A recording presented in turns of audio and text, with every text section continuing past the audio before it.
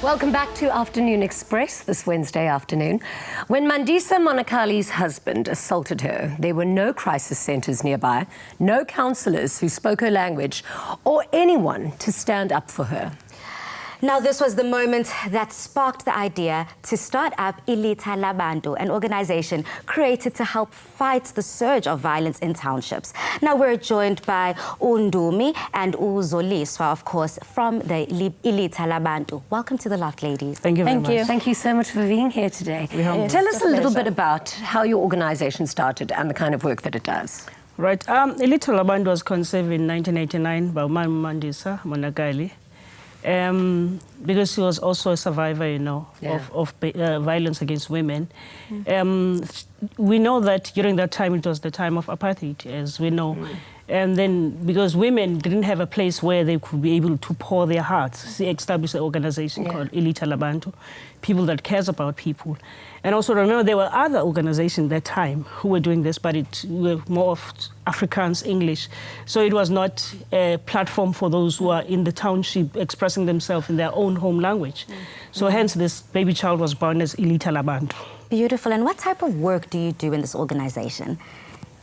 The work that we do as an organization, we offer counselling for, you know, survivors of violence against women, and also we give some legal advices, and also we talk of educational programs that are running at schools, and also awareness programs, and also we work very closely with the community leaders and religious leaders in our community. Remember, you cannot separate the two if you want to make a change and reach to people. That's how it works in our organization. And also with LGBTI people as well. Yeah.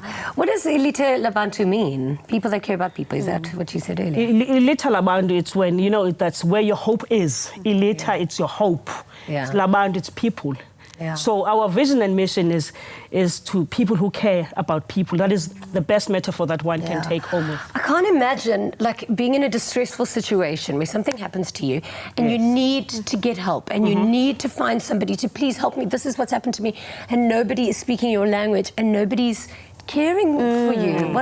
So how does that, like, what are the steps that, like, what happens when a woman comes into you guys and says, this is what's going on? What steps do you take? Because it's a walk-in center, so we open from 9 until 5, from Mondays until Fridays. So anyone is welcome to come in, and we turn no one away, even though our focus is women and children. But you would meet social workers, social auxiliary workers, as well as lay counselors. So, and we do reach people we try to meet, I mean, South Africa has 11 official languages. So we do try and reach out to as many people as possible. What a beautiful, beautiful initiative, especially so that people can feel heard and then ultimately be helped. Absolutely. And I can only imagine the types of stories that you hear, those kind of full circle moments that you have with people as you're engaging with them. A lot of people, though, do say that abuse, whether it's physical, emotional, financial, mental, they say it's something that is age-old, it's generational, it'll never die. So how many families have you been able to actively see change and affect? I mean, our organization this year is celebrating 30 years. Wow. So you can imagine the statistics are very high. And especially now that this scourge has somehow plugged up again. So our fight is to really intensify the fight on the ground. So that's why it's so important that we, through our various initiatives and awareness programs that we have, I mean, from community engagements to reaching higher institutions of learning, UCT. Even now we were at CPUT engaging with some of the students. So we try to go out there and reach as many people as possible. And like I said, we turn no one away. That's amazing. What kind of resources do you need and how do people help? Because I assume that it's all like volunteer-based, is it?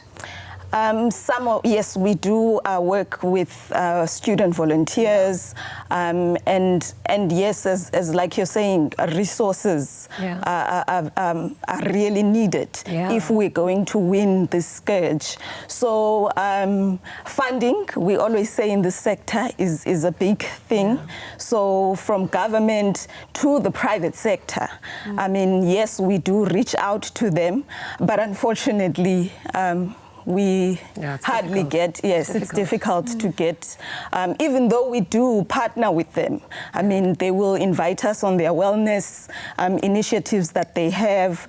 So we go out there and we fight the good fight. Yeah. But it would be really, really wonderful if we can get them on board to support such initiatives. And of course, for anyone at home wanting to get in touch with you, we'll put all of your details on our website. That's afternoonexpress.co.za. Thank you so much for all of the amazing work that you do. Wow. Before we forget, on the 27th of November, we'll be having our international conference, and we'd love everyone to join us. Wow. As part of celebrating the 30 years. It's not yet Uhuru, but we need as many hands as we can get. Sure. We said Amandla. I thank you. Absolutely. Let everyone pledge and dive straight in. Thank you. Thank you.